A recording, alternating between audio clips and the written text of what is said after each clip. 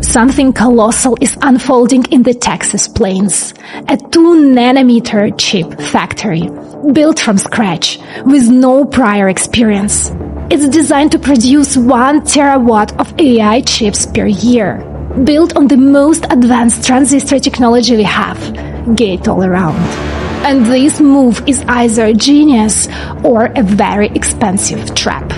Because even the best chip makers on Earth, with decades of experience and hundreds of billions invested, still get it wrong. So why would they even try? And more importantly, what do they know that everyone else doesn't? I'm a chip design engineer, and oh wow, Terafab, what an interesting fab at so many levels. But the strange thing about it, the deeper you go into it, the less crazy it starts to look. And this can be actually the move that rebalances the global supply chain. Subscribe to Anastasia Tech, and let me explain. Back in 2007, around 12 companies could manufacture chips at the most advanced nodes. Today, only 2 to 3 remain: TSMC, Intel, and Samsung. And even they struggle to keep up, because at the leading edge, this is not just about building the factory. Essentially, you need 5 pillars: tools, raw materials, clean room, hundreds of machines operating at the absolute edge of physics, and one invisible layer that holds it all together: the process that turns sand into a thinking machine. Now, inside this system, some tools define everything. The most critical are EUV lithography machines. These are the machines that print chip patterns onto silicon at atomic scale. Each costs around $150 million, and a single advanced fab needs roughly 15 to 20 of them. Now, scale this to Terafab. Elon talks about 1 terawatt of AI compute per year. Let's take the high-end, the best NVIDIA GPU and run a back-of-the-envelope calculations. Let's assume 30,000 wafers per fab per month at 85% yield, meaning about 85% of the GPU dies per wafer actually work. And remember, wafers are circular, so some dies are always lost at the edges. Under these assumptions, a single TSMC factory produces about 40 gigawatt of compute per year. Now push that to terafab targets. To reach 1 terawatt of compute per year, you would need to build an equivalent of 25 semiconductor fabs in one building. That means over 300 EUV machines. And here is a constraint, because only ASML builds them, and they produce about 50 machines per year. So this one project would require multiple years of global production. That's tens of billions for a single tool class. And instead of spreading that capacity across Arizona, Texas, or Utah, the idea is to compress all of it into a single place. But this is where it gets uncomfortable, because it's extreme concentration of value. You're putting an equivalent of an entire semiconductor ecosystem into one physical location, and that creates a new kind of risk. Because now, if something goes wrong here, it may wipe out the equivalent of multiple fabs, hundreds of millions of dollars at once. This is a new kind of scale where efficiency goes up, but fragility goes up with it. And then it gets even harder, because the plan is to build all of that in one place. Right now, even chips built in the US get shipped to Taiwan for packaging, and this is a real bottleneck. That's why Terafab is such a bold move. Here, they're trying to build the entire semiconductor stack, logic, memory, packaging, and testing, all of it pulled into one place. And that's something the industry has avoided for decades. For a reason, because each of these steps is its own world. Manufacturing logic is one kind of art. Packaging adds another level of complexity, like thermal, alignment, stacking, and these systems don't naturally coexist, and mixing them risks yield loss. Now add memory, and this is where it breaks. Well, there is extreme shortage of high-bandwidth memory, which is critical for AI chips, and it totally makes sense to get your own supply. But memory is a completely different type of factory. It uses different process flows, different tools, and produces far more dies per wafer than logic. And the equipment needed for this is expensive. Each machine costs tens of millions, and a single facility needs hundreds of them. The problem is, these machines are already sold out. At the same time, memory companies like SK Hynix are expanding capacity as fast as they can. This leads to one outcome: backlogs everywhere. But the core problem is not backlogs and not capital. It's orchestration. You have to align lithography, etch, deposition, metrology, inspection, packaging, and test. And even if you get all of that right, the first wafers won't be good. Because a new factory doesn't start by printing money. It starts by printing defects. And the complexity of this process is insane, because lithography affects etch affects deposition affects electrical behavior, every step interacts, every step adds variations, every step can kill your yield. And learning to control that takes years. So the real game here is not just building the factory, it's learning how to make atoms behave. So when you look at Terafab, this is one of the hardest challenges in modern engineering, which makes one to wonder, why would anyone even attempt something like this, despite the costs, despite the risks? And this is where things start to get really interesting. Right now, advanced node capacity is effectively sold out. TSMC's 3nm wafers and upcoming nodes are booked out for 3 years in advance. AI demand alone is estimated to exceed supply by at least 3 times. This means every wafer is a fight. You're competing with Apple, Nvidia, AMD, Broadcom, and multi-billion-dollar prepayments to secure that capacity. So they wait. And waiting means delayed product and lost momentum. So this is a real bottleneck. Because right now, Tesla and SpaceX design their chips, but they don't manufacture them. And the moment you depend on someone else to manufacture your chips, 3 things happen. First of all, you pay their margins, you depend on their capacity, and your innovation cycle becomes very long. And that's fine when chips are just components. But that world is gone. Now chips are the product. Autonomy is chips. AI is chips. Satellite communication is chips. Basically, your entire business collapses into compute. And that's where the economics start to hurt. Because a chip that, let's say, cost $1 to make might sell for $2. They buy thousands in every car, every rocket, every Starlink terminal. Take a Tesla Model 3. Inside that car, you're looking at up to 3,000 chips. Roughly $2,000 worth of silicon. And most of them are not AI chips. These are microcontrollers, power chips, sensors. Each one is cheap, but each one carries 30 to 50% margin. And if you add it all up, this is where the money disappears.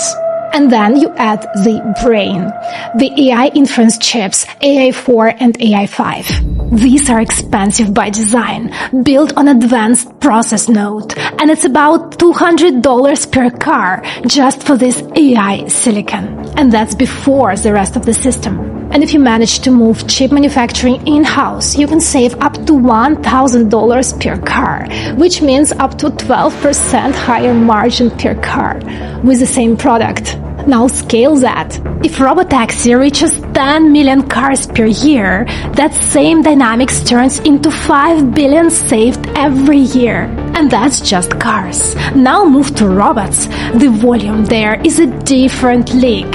It can grow 10 to 100 times beyond automotive. And today there are barely any purpose-built chips for this. Mostly Tesla internal stack and Nvidia's Jetson platform. So the market is wide open. And if Tesla captures even 10 to 20%, you are looking at a multi-billion-dollar impact. And when you consider that volume and the economics of scale, Terafab starts to make more and more sense. Now, here is the part no one expected. It turns out most of the output of the Terafab won't be AI chips. It will go into space chips. Potentially up to 80% of the wafers go there. So where does all of that silicon will end up? On Earth, we know how to build insanely powerful GPUs. But the moment you leave the planet, silicon enters a completely different reality. Space is unforgiving. It doesn't fail your hardware at once. It degrades it. In space, high-energy particles flip bits, corrupt calculations, and wear down transistors over time. So standard chips won't work. You need radiation-hardened silicon. Something like SpaceX D3 chip. It's designed to survive radiation, extreme temperature swings, and constant particle impact. And to make that possible, you don't go for advanced logic nodes like 2 or 3 nanometers. You usually go backwards, at least 1 or 2 nodes, because in space, reliability matters more than performance.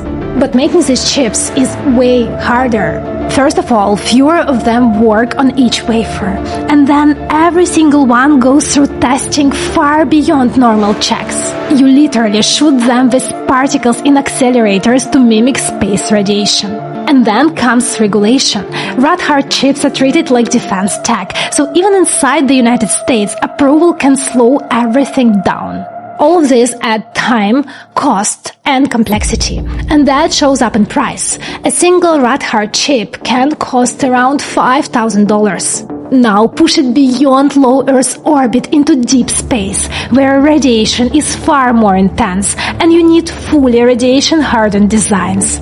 And suddenly, you are at tens of thousands per chip. The single chip can cost as much as a car. A big part of the cost sits in the packaging. You need heavy shielding and careful isolation to protect the core logic of the chip from radiation, because failure is not an option. You don't want your system dying halfway to Mars. But here is a problem. At $10,000 per chip, obviously, space economics collapse. And also innovations in this space move painfully slow. Even new designs takes years, and everything has to be proven, tested, certified. But the space economy can't scale like that. So the only way out is control, controlling the manufacturing and redesigning the entire stack. And that's how you break the cycle and shift the cost curve, maybe down to $300 or $500 per chip. The biggest challenge I see here is scale, because space computing is still emerging field, and I shared my opinion in my episode about space data centers. So this idea of mega fab, mixing it with high bandwidth memory, logic, packaging, and rad-hard chips is dangerous. One rad-hard process step, like high-temperature annealing, can contaminate shared tools. And suddenly, you are not just risking one product, but the entire fab. These space chips are exciting. But currently, the most of the volume is actually on the ground, in Starlink terminals. These are very silicon-hungry. If you open the terminal dish, you are looking at roughly 500 chips per unit, and that includes amplifiers, beamforming chips, and controllers. Now multiply that by millions of terminals, that's serious volume. These chips are designed by Starlink, but manufactured by ST Microelectronics in Europe. And these are not cheap. You are looking at around $150 of silicon per terminal, which already makes this a multi-billion-dollar chip business every year. And that's before satellites and before rockets. And suddenly, Terafab makes a lot more sense, especially when space-grade chips is a matter of national security. And if you manage to bring even part of that stack in-house, you take control of the most critical layer in the system. You secure supply, and over time, you control the economics, and saving billions from one product line. Now, if you look across all these layers of silicon, they have a chip demand explosion for cars, robots, and space.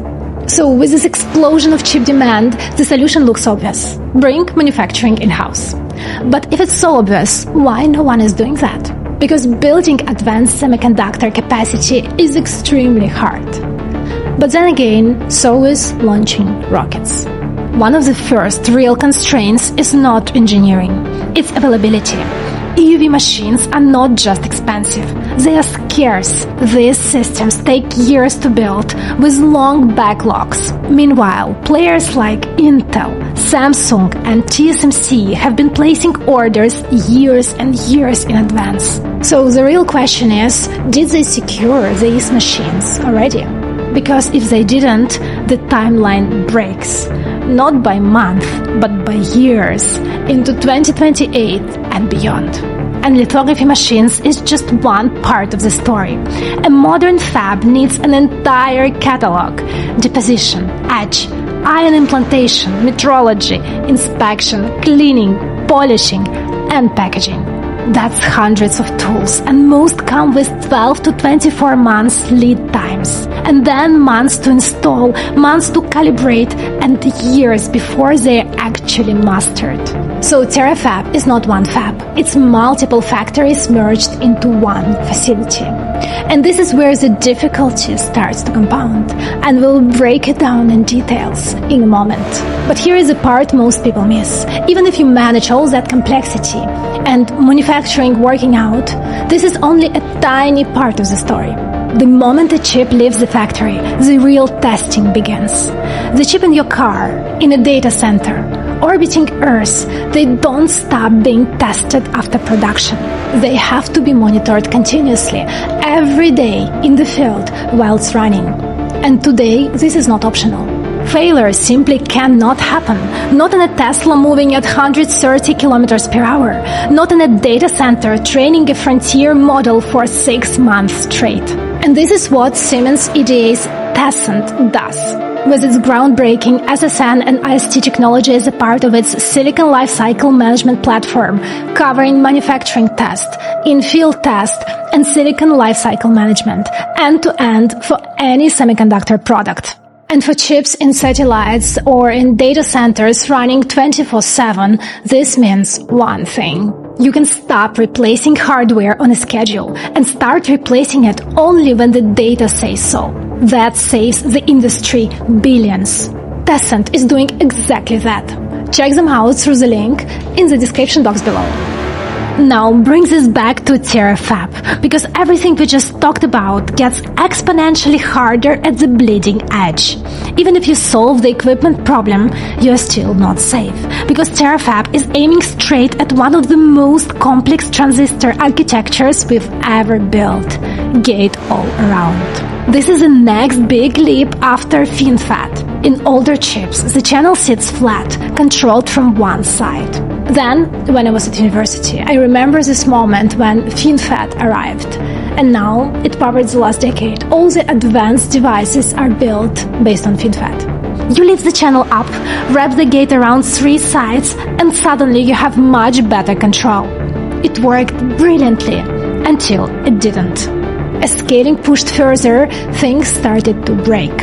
Leakage exploded, control became harder, and the transistor had to be reinvented again. That's where gate-all-around comes in. But now the difficulty shifts.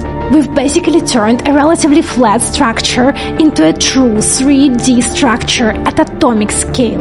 And now suddenly you're building vertical stacks of nanosheets, each only a few nanometers thick.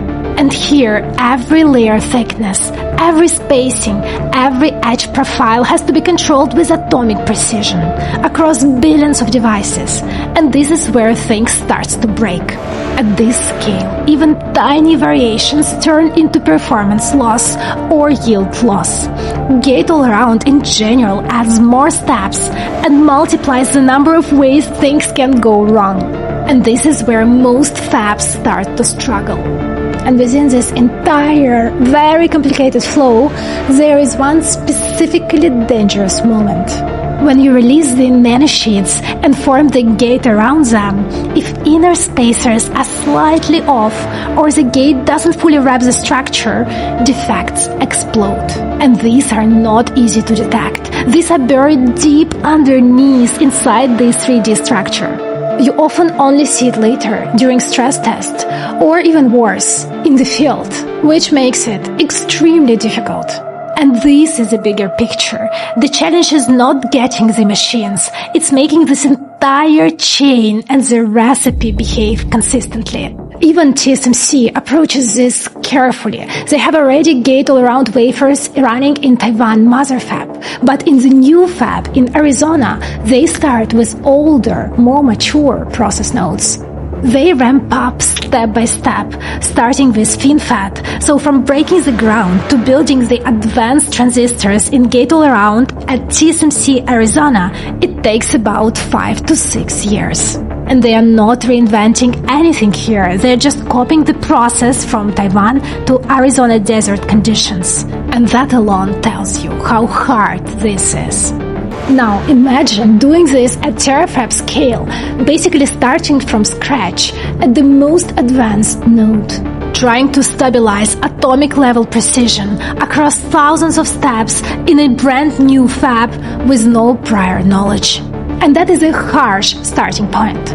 One way to de-risk it is, for example, to partner. For example, TSMC is building fabs in Germany for partners like Infineon, NXP, and Bosch. Basically, instead of suffering through the entire learning curve yourself and risking failure along the way, you bring in the company that already knows how to run the process. Guys, it's me, and this episode was recorded before Intel and Terafab partnership was announced. And I think this is super interesting, because these are two completely different philosophies, mentalities, but directionally it's very smart and pragmatic move. Because here Intel brings what Terafab actually lacks: experience at advanced semiconductor manufacturing. They have also already 18A wafers running, and they have advanced packaging capability. And now the chances of success of Terafab are actually going up. But even that doesn't remove the core difficulty, starting at one of the most advanced nodes at this scale. This is where a dangerous idea appears.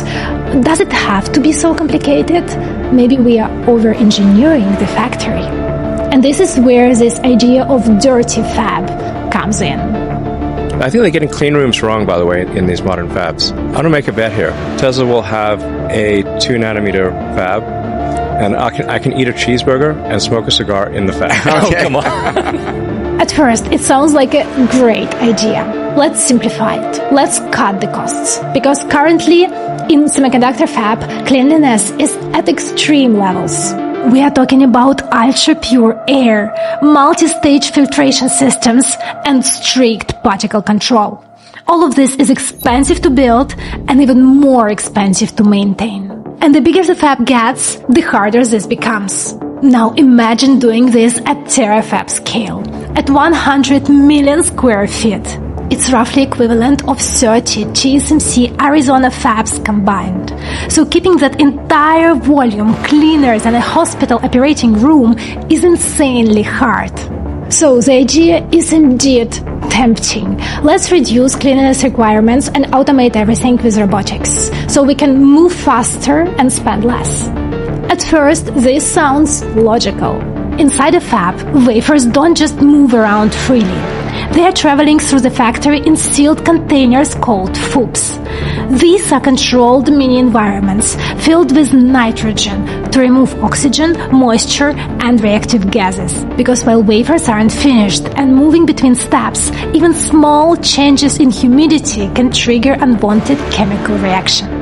So if wafers are protected in this box, why does this surrounding environment matter so much? Because wafers spend 70% of time being processed outside those boxes. They are constantly taken out.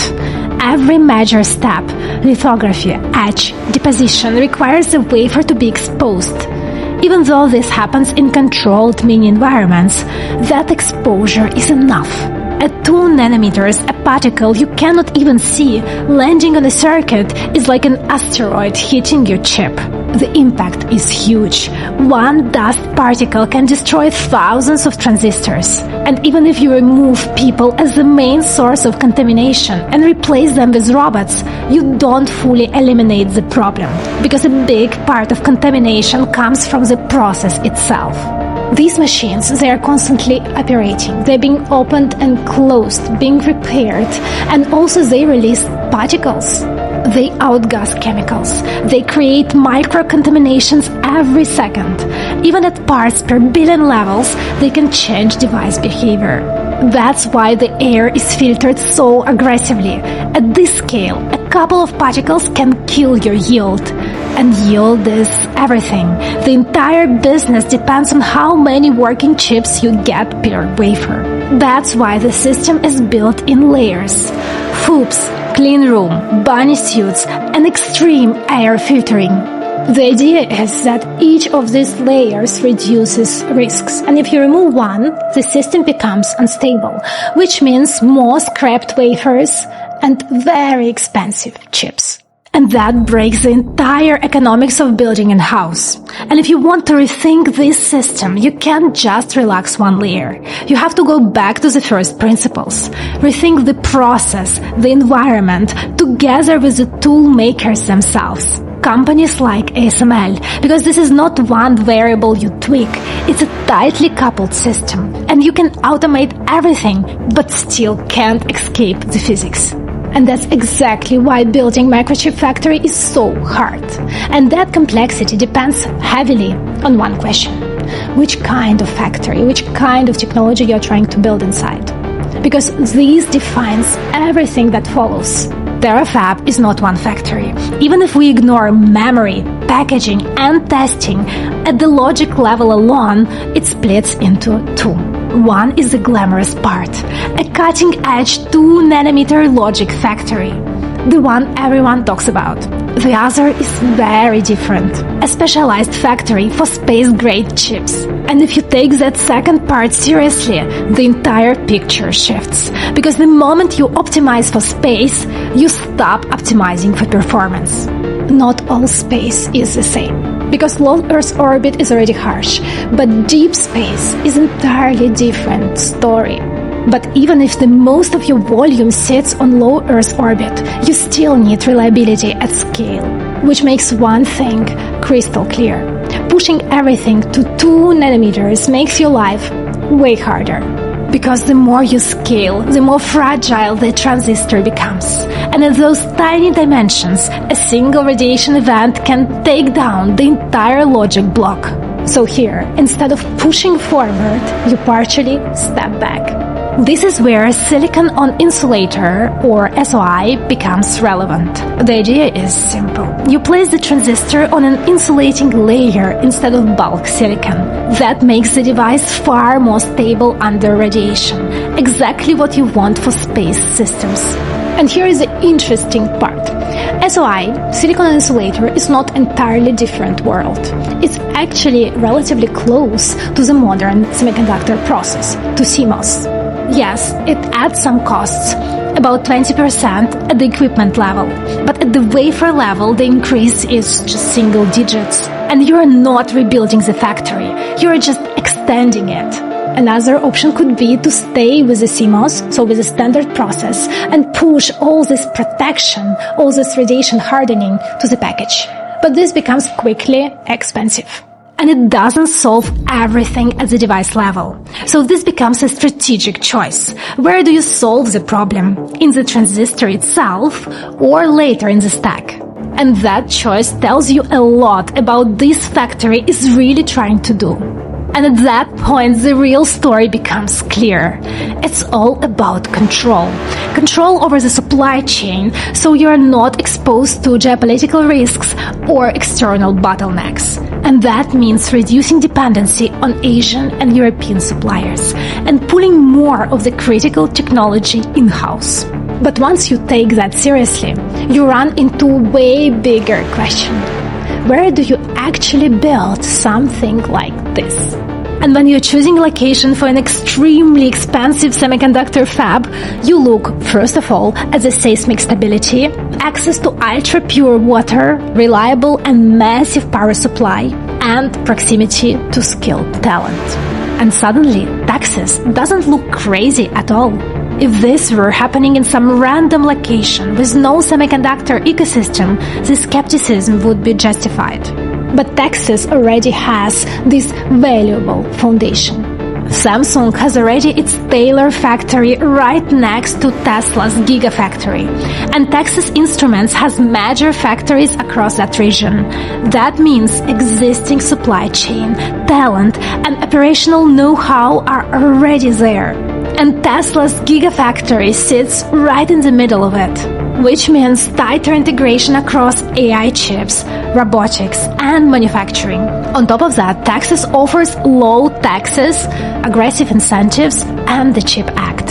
At this scale, location becomes your leverage, because it's not only about getting the machines. You have to build the entire supply chain.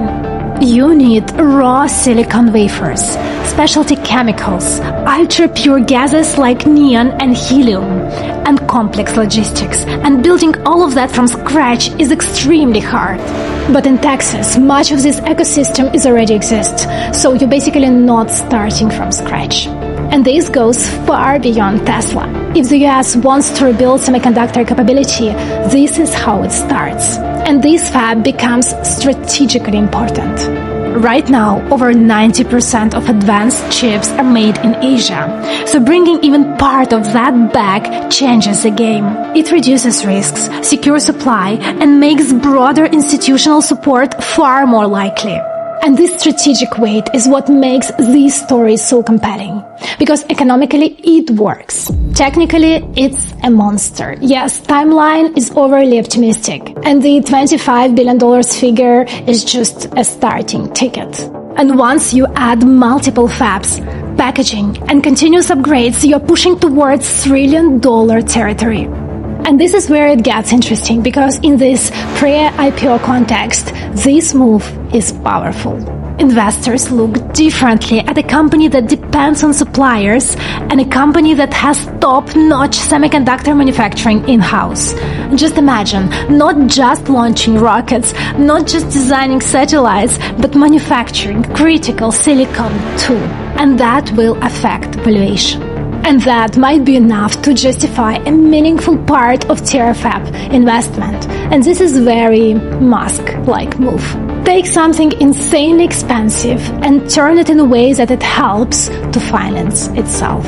Interestingly, there is another part of story, because this chip factory turns Tesla and SpaceX into something very specific. A company that is extremely vertically integrated. This is how the old giants were built, like Philips and Intel. After years of disaggregation, this is a shift back towards vertical integration. And here we see again that the industry moves in cycles, from integration to specialization and back to extreme integration. And that sounds powerful, but it's a very risky move. Because suddenly you get into one of the most capital-intensive, unforgiving industries on Earth. And the biggest risk is utilization. Basically, your new problem is to keep a factory the size of a city full and running 24/7 every single day. A chip factory only makes money when it's full. If your demand drops, even slightly, your costs don't go down. Your depreciation is still there, and suddenly your margins collapse. This is exactly what happened to Intel at some point of time. They were leading, and then they slipped on just one process node, and the demand shifted. And they were stuck carrying the full weight of their manufacturing, while companies like Nvidia and Apple stayed fabless, flexible, asset-light, and fast. So yes, becoming extremely vertically integrated gives you a lot of control, but also it comes at a cost. It removes your safety net. So this move is either genius or a very expensive trap. And this remains an open question. I'm genuinely curious how it goes, and once it runs, I would love to see it with my own eyes, and if you can help me to make it happen, hit me up. From my side, I promise I won't contaminate the fab. If you enjoyed this episode, remember to subscribe to the channel and share this episode with someone who still thinks Terafab is a crazy idea. And now watch this episode on the most advanced microchip factory on Earth built in the desert, or this one on the killer of space data centers. And I will see you there. Love you guys.